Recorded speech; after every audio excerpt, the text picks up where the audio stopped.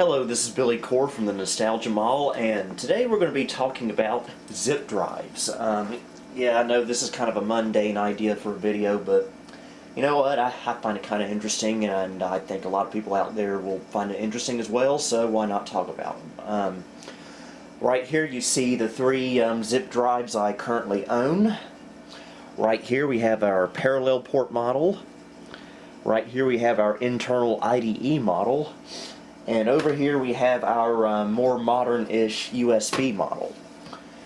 My first experience with zip drives occurred in 1999 when my parents bought a HP Pavilion desktop computer running Windows 98. And it was the computer that replaced the Packard Bell Legend 822 CDT. But what made this computer, this HP computer, unique was it had an internal zip drive. Now, we had never seen a zip drive before. We'd never heard of it, although it had been out for many years prior. And it took us a while to really start using that zip drive. I remember reading somewhere at the time that you could install your computer games on a zip disk, although I discovered that wasn't really a practical thing, because while 100 megabytes seemed like a lot in 1999, you really couldn't put a lot of games on one zip disk.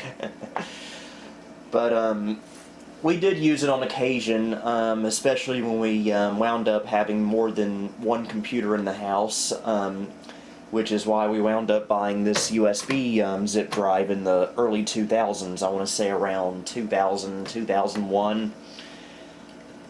We would download music on the internet and put the music files on a zip disk on the HP, on the built-in zip drive, and then carry it over to the computer that had a CD burner, which had this USB one connected to it. So that's how we got most of our use out of them. We did a few backups to zip disk as well. I think I've got a few of those still lying around. I just don't know where they are because I'm not a very organized person. So what we're going to do in today's video is take a look at all three of these zip drives and try them on different types of computers. Starting with the one in the middle here, the internal one, we're going to install this into my Ultimate Packard Bell Legend 3550. Now, I got this zip drive most recently, as of yesterday actually. I got it in the mail. It's a 3.5-inch model, but I screwed it into a 5.25-inch adapter, which we'll be using in this computer. So let's bring the computer over here and put it in. Okay, just to recap what this computer exactly is, this has the front facade of a Packard Bell Legend 3550, but this is technically a sleeper because I have a Pentium 3 motherboard inside of this. This case was modified to take a micro ATX motherboard, so I put a micro ATX Pentium 3 motherboard in here and installed all the Packard Bell software along with Windows 98, and it's a Packard Bell but in disguise. So it's a really cool thing. So I'm going to have to flip it over. And the flanking plate coming loose.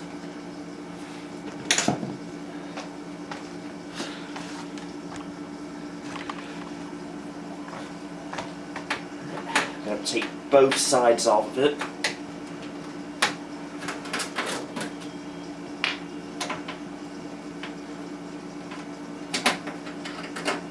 These side panels that I'm using are not in the best of shape.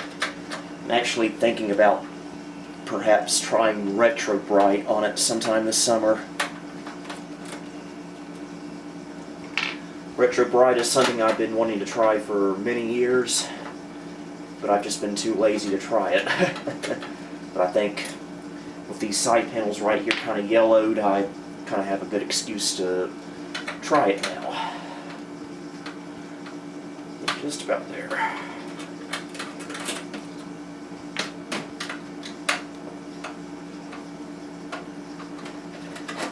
All right.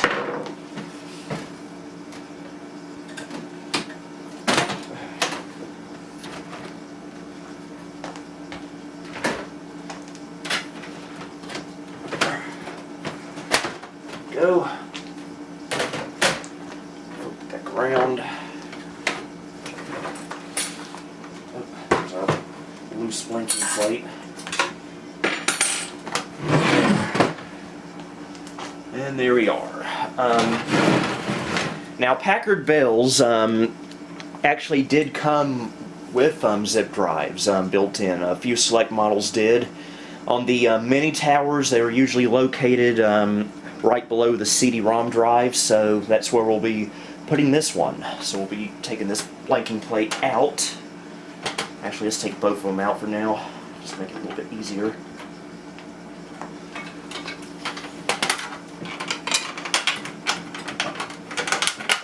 Go.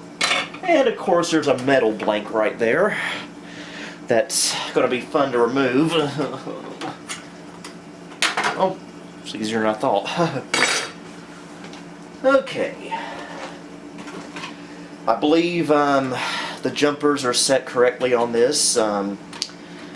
It's supposed to be set to slave, and I believe it is set to slave, so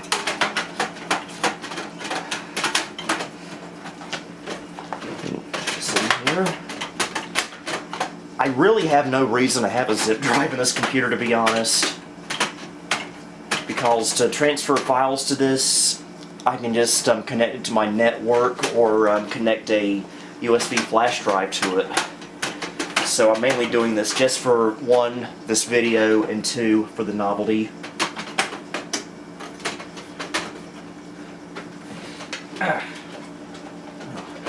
Okay, there we go. Gotta find some screws.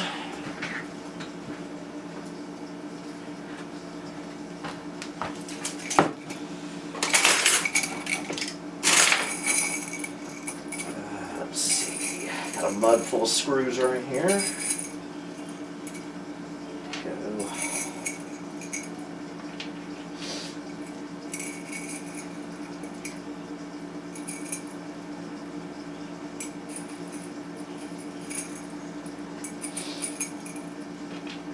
Probably should have done this beforehand.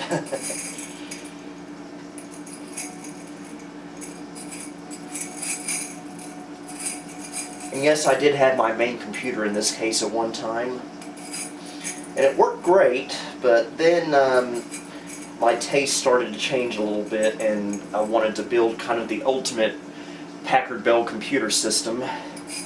So I built this system instead out of this case.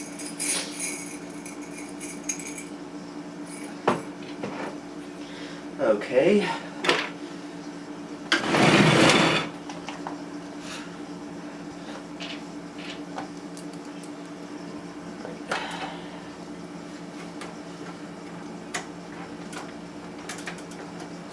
Too big a screw, actually. This one's a little bit more reasonable.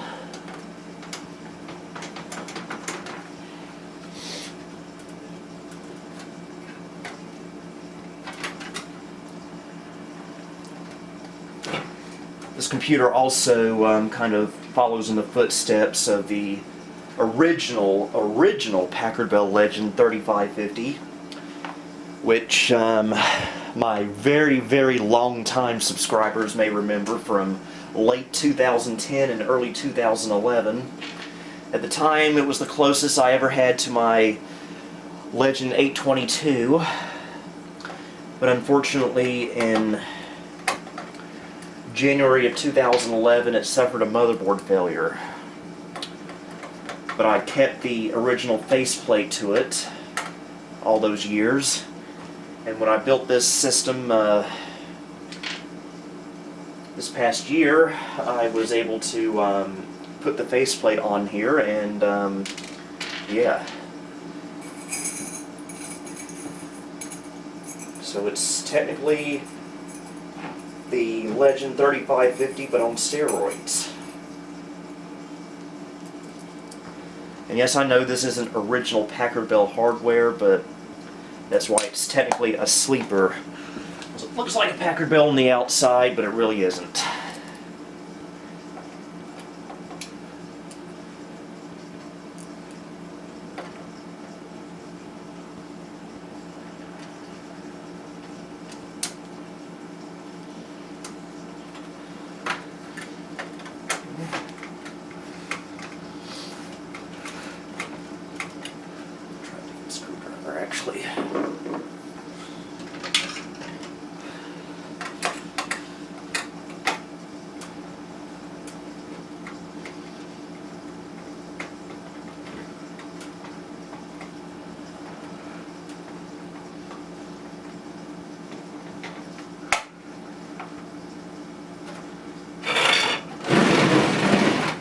Okay, take care of this side.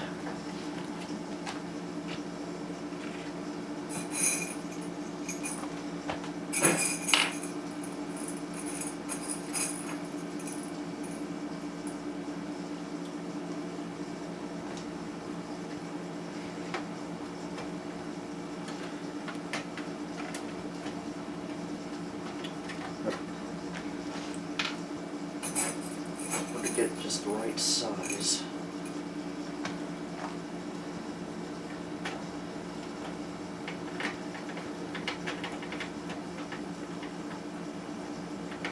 And because this is just a standard IDE drive, we really do not need any drivers for this,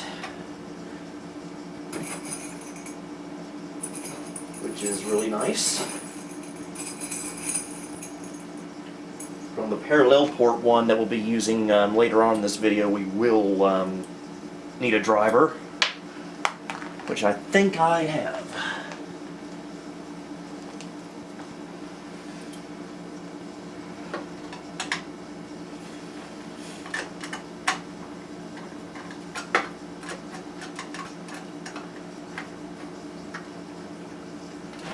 Alright, screwed into place.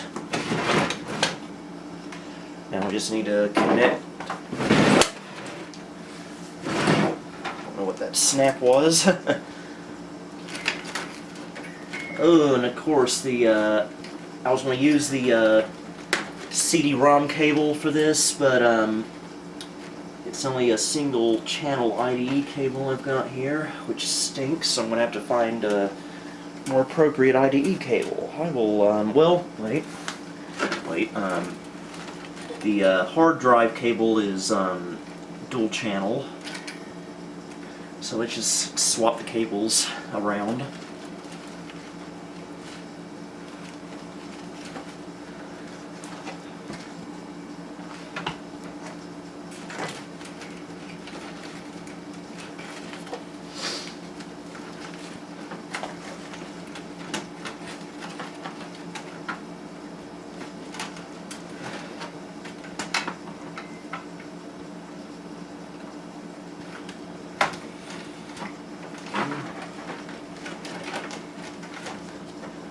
Swapping them on the board right now.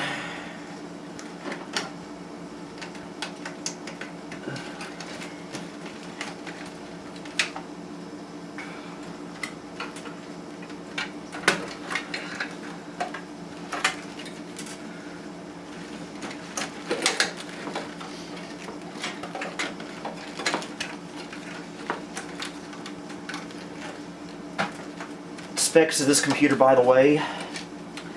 Got a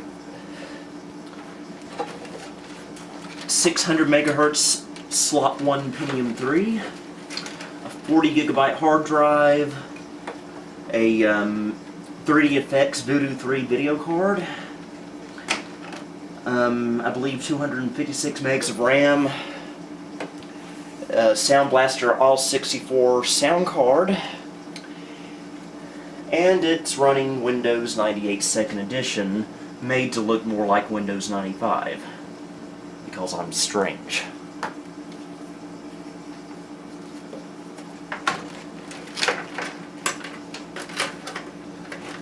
Okay.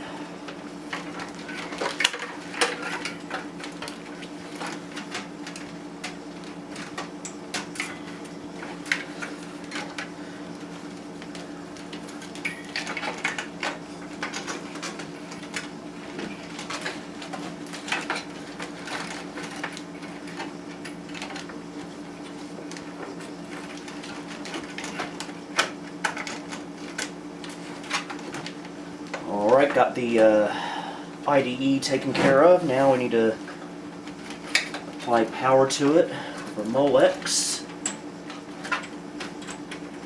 And there we go. We are ready to go.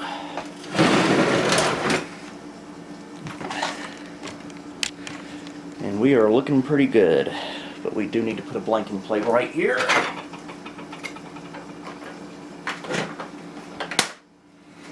Ah, there we go, more like it. Looks factory original almost. I'm gonna put the side panels back on and hook it up off camera, and next time you see me, we'll be powering it up. Okay, we're all hooked back up. Let's turn the monitor on. Monitor is really dusty, by the way. And hopefully we got a working drive.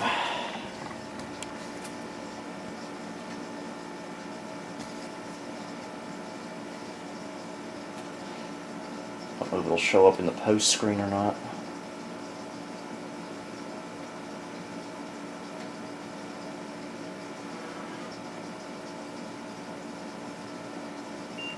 Yeah, it's like I did see it.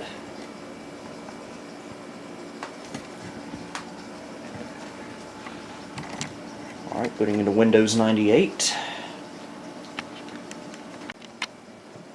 Onto the network.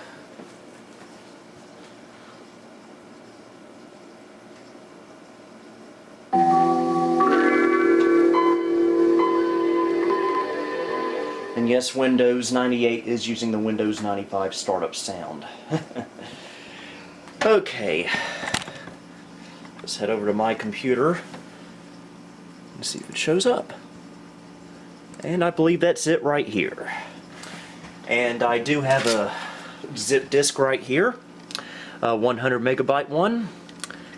I don't think there's anything on here, but there will be in a moment when we put something on it. Let's go ahead and pop it in. And what I like about zip drives is how electronic and mechanical they are, unlike a floppy drive. So watch this. It's all automatic. And it even popped up automatically on the Windows Explorer there. There it is right there. We can go into our device manager, and we can see it says Iomega Zip 100.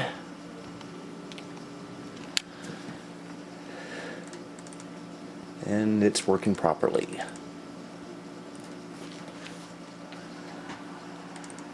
So let's copy some files over to it. How about maybe a DOS game? And we will move that to another computer after a while. I'll go to my games partition on the hard drive. DOS, and let's find something bigger than a floppy could handle. Let's see, how big is Jackrabbit? 17.9 megabytes. Let's just copy it over.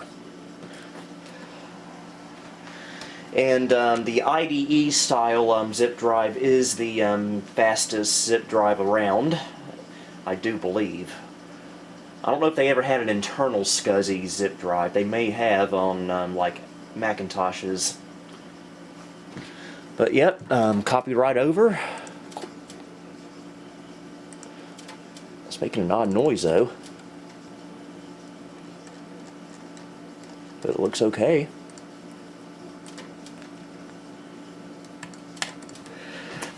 And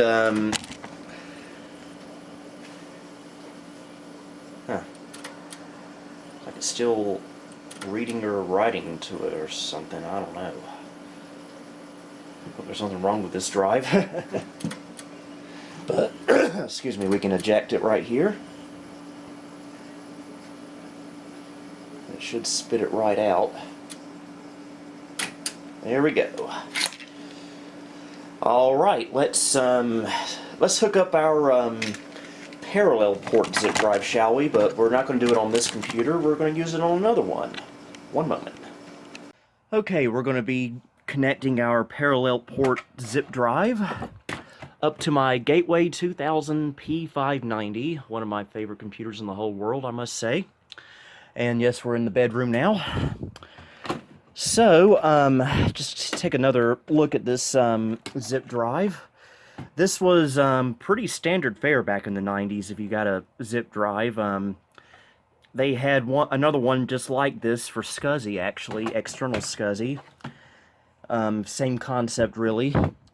On the back of here we have our parallel port connector and a pass-through for a printer. And on the right side here we have power input. And on this side, nothing. And the bottom there kind of shows you how to connect it. I know it won't focus.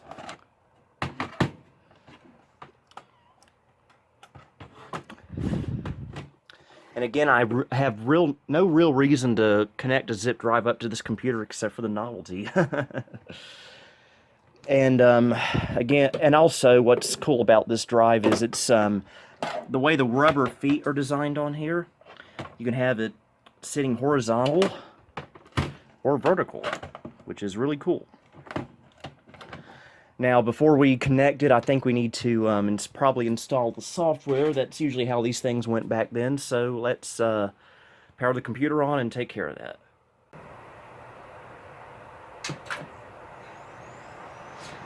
And again, this computer is dual booted with Windows 3.1 and Windows 95, but we're just going to be setting it up on Windows 95 for today. It will work in Windows 3.1, but it's a little bit harder to set up, and I really don't have the patience for that today. And yes, this is still using the P5133 board.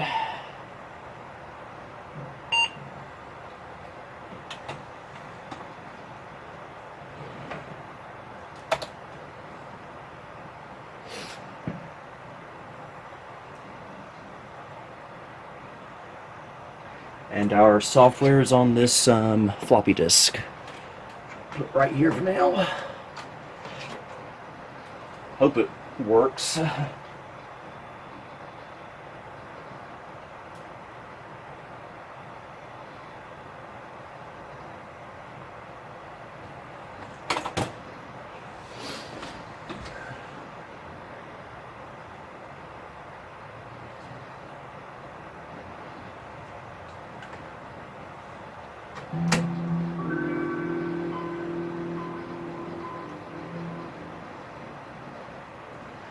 Okay, wait for it to finish loading. Alright, go to my computer, go to the floppy drive. And there's our software that hopefully should work.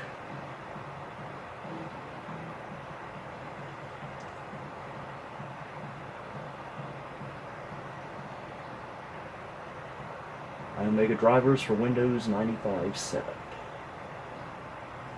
Okay, pretty much your standard installation for back in the day.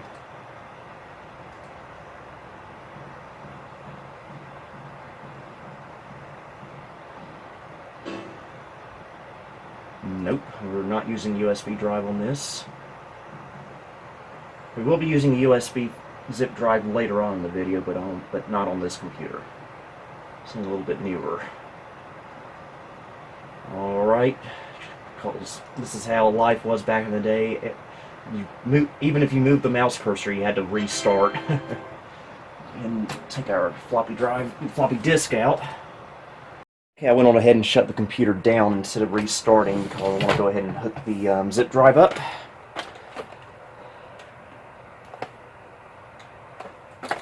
Let's see if that's not going to reach. And for now, we'll just put it right here.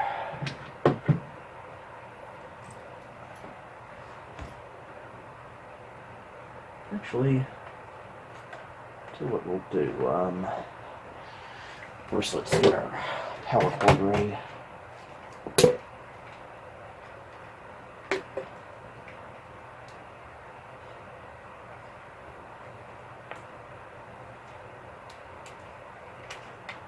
Okay.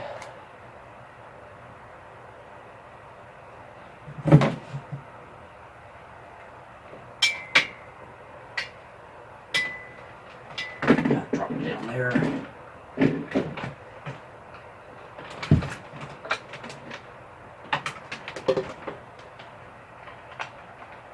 And looking to the side here. If you haven't guessed yet, yes, I am going to be putting this vertically on the desk.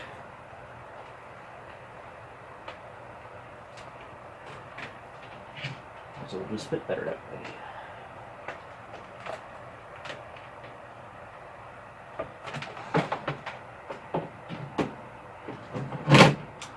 with my Game Boy.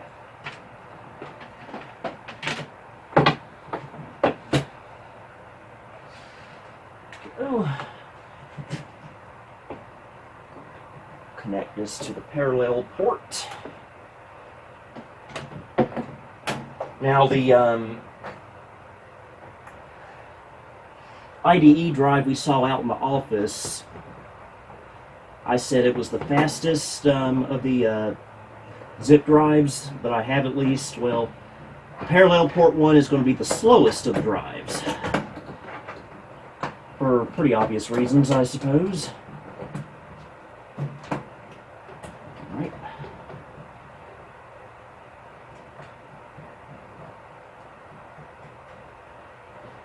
Now I've got to crawl under the desk and plug power up the drive.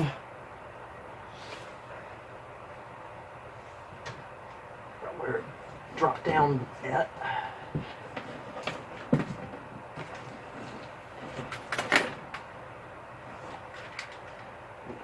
There's a big old brick of a power supply, of course. Alright, we've got LEDs lit up.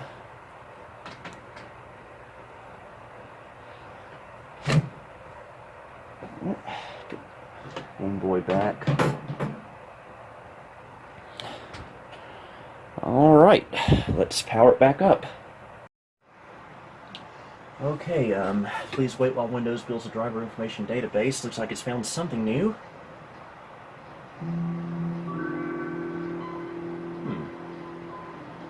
Well, did it work, I wonder?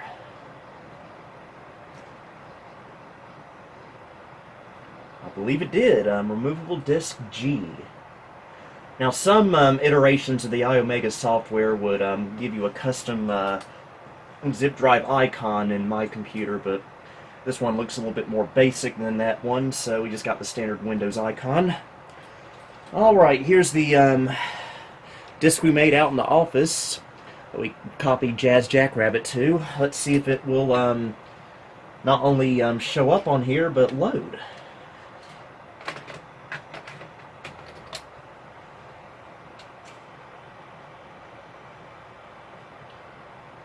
Okay. There it is. Alright, success.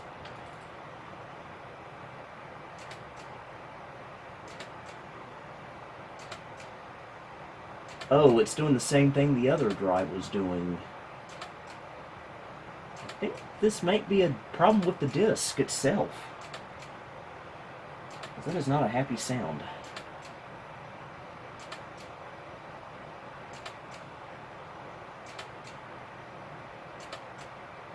I might have to grab another disc. I think what this might be actually is the... Oh, there it is. Well, should we go ahead and try it anyway? I believe what that might be is maybe the potential infamous zip drive click of death that everyone was all up in arms about back in the late 90s. Well, here goes nothing. That doesn't sound good.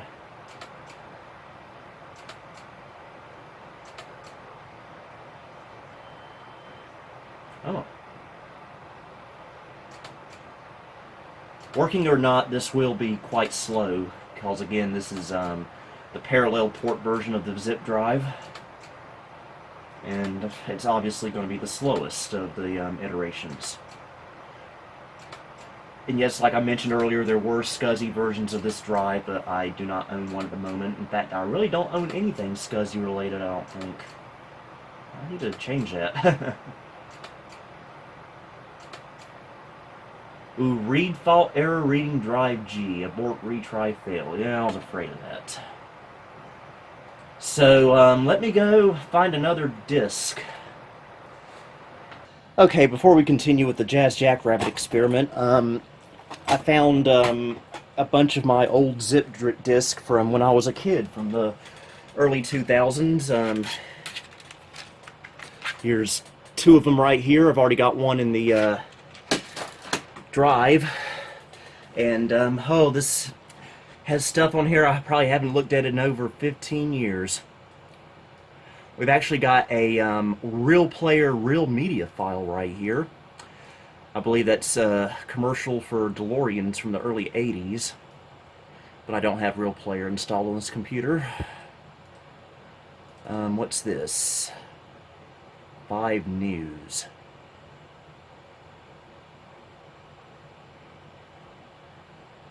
Whatever it is, it's 1.14 megabytes.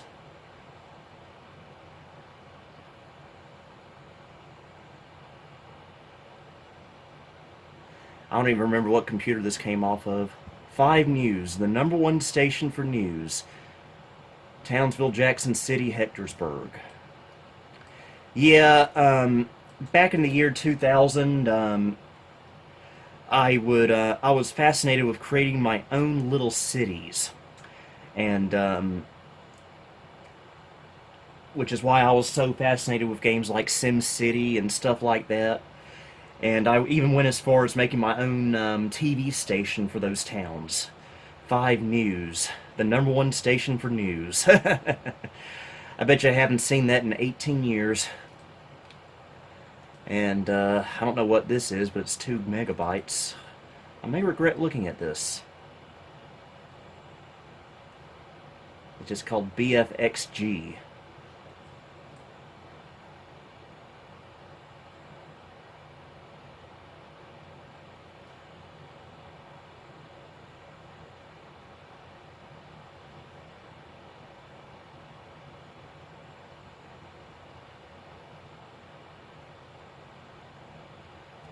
Again, it takes a while because this is a parallel port drive.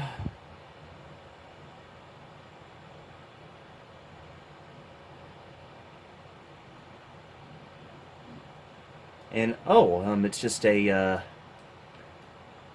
scanned picture of myself, I believe, from 5th grade. Normally it would look better, but this was made on a newer computer than this Gateway, so the color depth is a little bit off, but yeah, that's what I looked like around 2000 or so. Although I wasn't as washed out looking as the picture may suggest.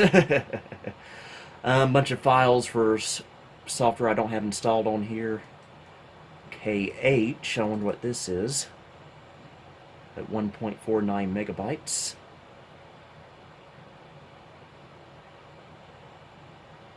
Yeah, this is kind of a nostalgia trip for an era that I could really care less about, but still cool to see stuff you haven't seen in a long time. Because I consider the years 1999 through about 2003 my off period, when I was going through puberty and stuff like that, and things were just a little bit weird for me. And I don't really enjoy looking back on that time in my life, but I remember this picture. This was the Welcome to North Carolina sign that I saw on my trip to Myrtle Beach back in 2001. And this was coming back from Myrtle Beach. I actually got out of the car and took this picture. And we got one more picture we can open here. Loopy Park Workbench. I believe that's a Roller Coaster Tycoon save game. And this is a JPEG, apparently.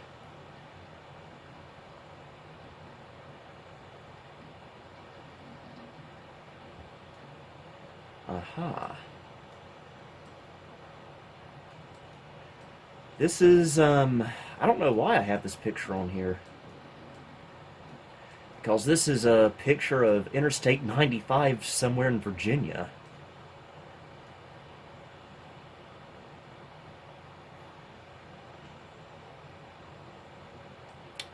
Oh well.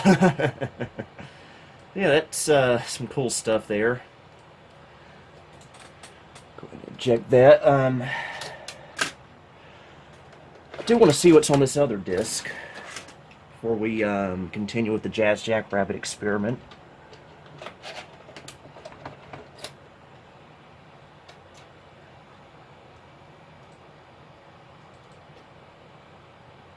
Oh yeah.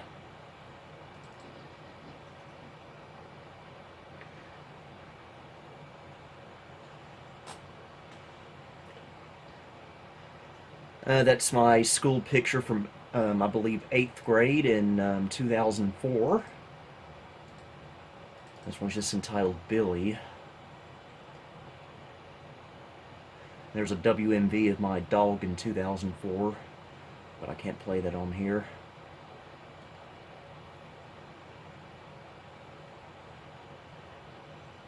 So this disc is apparently a little bit newer than the last one.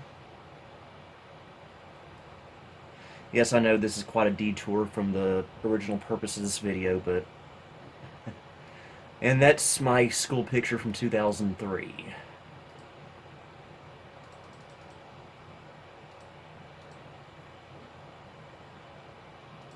DSC_003.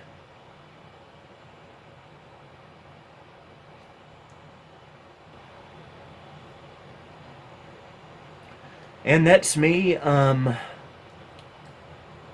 think in early 2000 or so. Taken on a very, very crappy digital camera that we got free from Earthlink. I still have that camera, but I don't have any ways of hooking it up. There I am again in the year 2000. Actually, let's just take the color depth up a little bit for the sake of this. Didn't want 800 by 600 though. What am I doing? There we go. Maybe these pictures will look a little bit better now.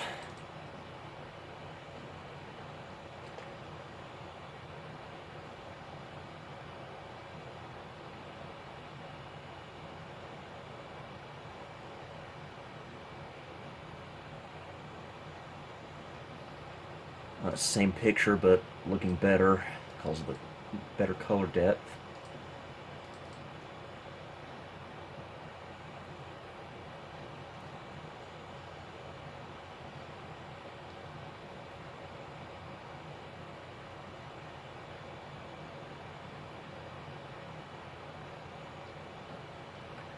And there I am again, circa year 2000. Because I was 10 years old. A lot of these. This one's a JPEG, but apparently from the same camera. And our backyard chicken coop when it was still fairly new. The early 2000s, I know a lot of people are nostalgic for that period, but I personally am not. But that's mainly just my personal bias. If you're nostalgic for the early 2000s, that's great, but I'm just not. Again, it's because of how much of a weirdo I was at the time, and it's a time of my life I really don't like remembering. Compared to the awesomeness that was the early to mid 1990s. Because that's where I'm more interested in.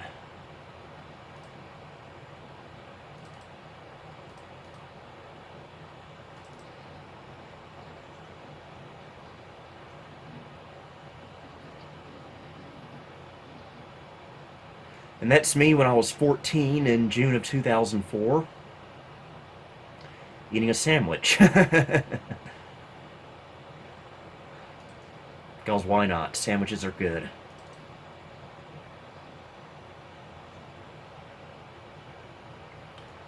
And another shot of me, same day.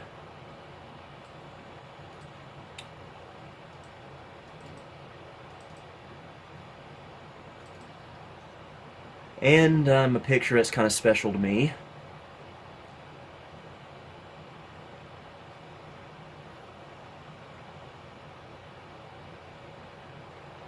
And yes, I know I should probably back these discs up, just in case something happens to them.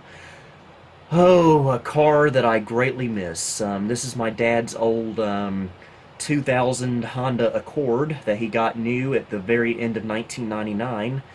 And in this picture, it was still fairly new. This was taken, I believe, summer of 2000. Really do miss that car. We had to get rid of it in August of 2004, but that was a really cool car to have. Anyway, let's get back on track here and see if we can get Jackrabbit running on a zip drive. Okay, before we continue, I was going through another zip disk that had a bunch of my old shame from the early 2000s, and I came across this comic I made. The Safety First family. Everybody go to the basement. Tornado warning on the TV. The Safety Last family. Family, I don't think we're in Greensboro anymore. Welcome to Oz. I don't know what was going through my mind back then to make something as stupid as that. But anyway, let's continue.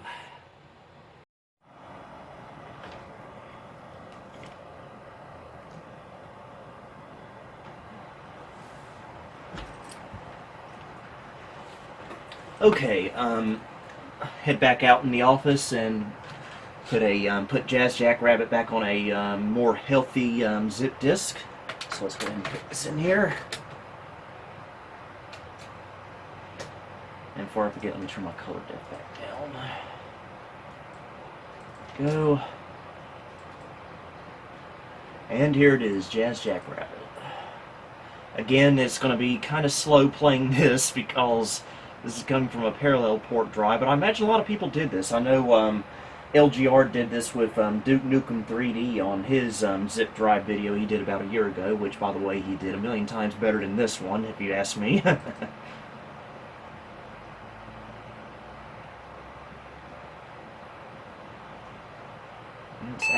Whoa, that scared me. Alright.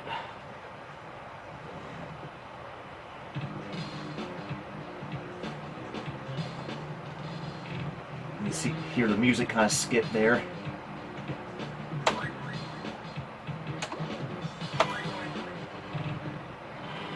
Yes. This is why I play it off of a hard drive most of the time.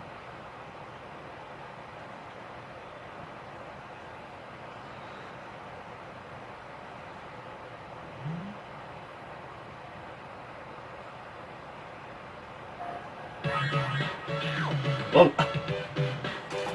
Oh, it's using my joystick, which shouldn't be set to use.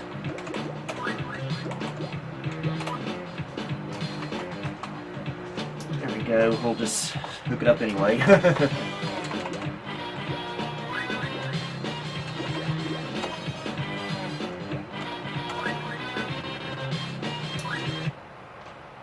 Let's try this again. The calibrated joystick this time.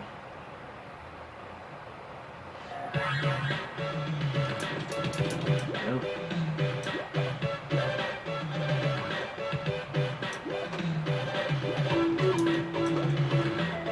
But once the game gets loaded into the buffer, it's not too bad. It's not even accessing the drive right now.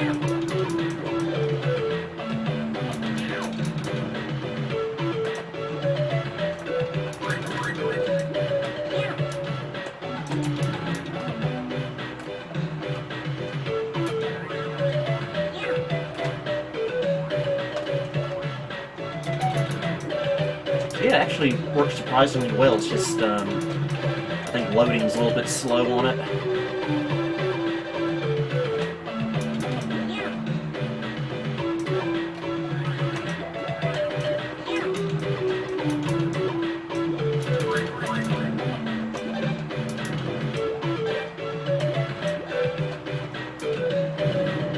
So yeah, there you have it. I'm surprised it worked as well as it did.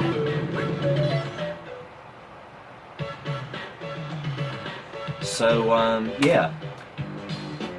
Next thing I want to do is, well, let's shut this gateway down, head back out in the office, and check out the USB zip drive.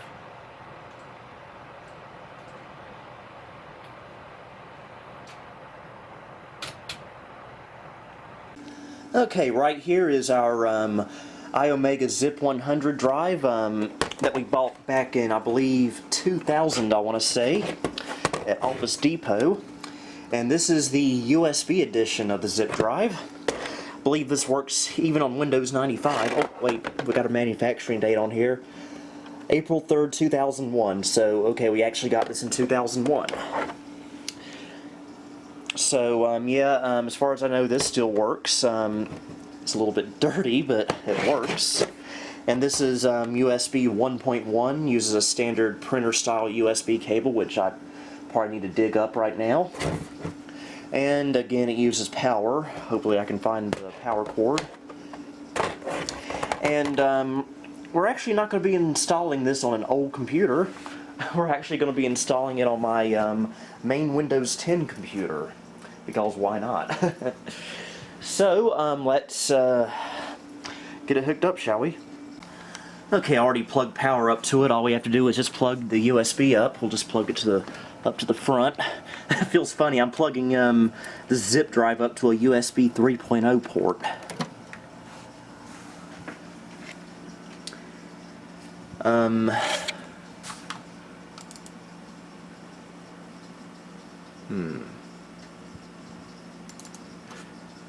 And we need to put a disc in it.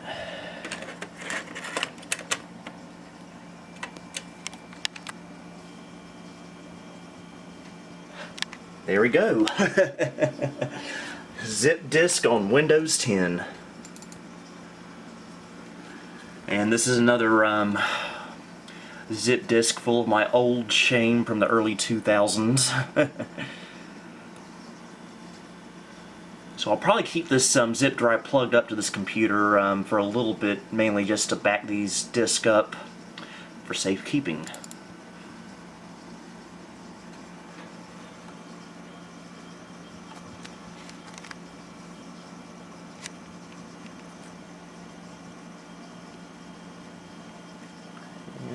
It's loading. Oh, there we go. That's me, I believe, in 5th grade.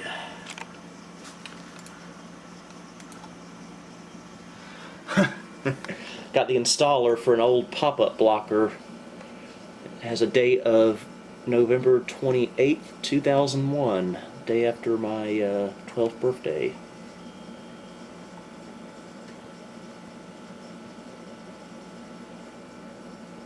I think I've even got some old Midtown Madness mods on here. That's hilarious. But we can actually play these DeLorean commercials finally through VLC, which I need to connect my. Need to turn the speakers on first. Actually, hold on.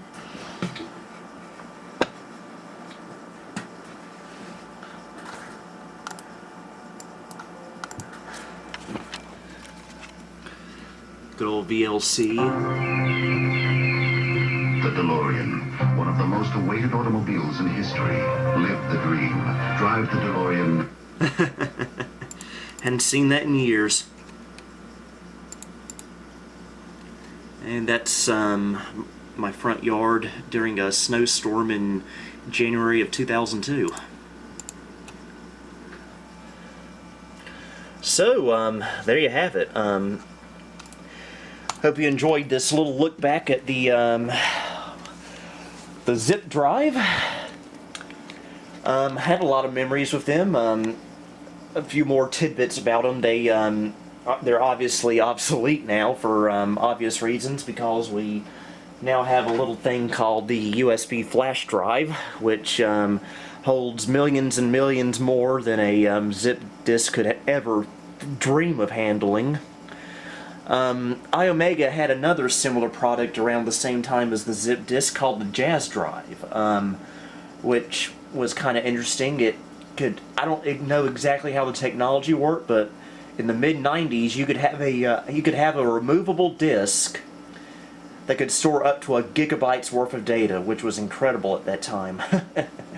And I would not mind getting one of those sometime just to try it out. I never had one back then, so I want to see what they were like. And yes, I do think they did have internal ones like this zip drive right here. So, I hope you enjoyed this look back at the zip drive and some of my old shame from my preteen years. So, until next time, this is Billy Core, signing off. Thank you for visiting the Nostalgia Mall. If you liked what you saw, please like, subscribe, and follow me on Facebook, Twitter, and Instagram. You can also support me on Patreon if you would like. The link to all of these are down below. Until next time, this is Billy Core, signing off.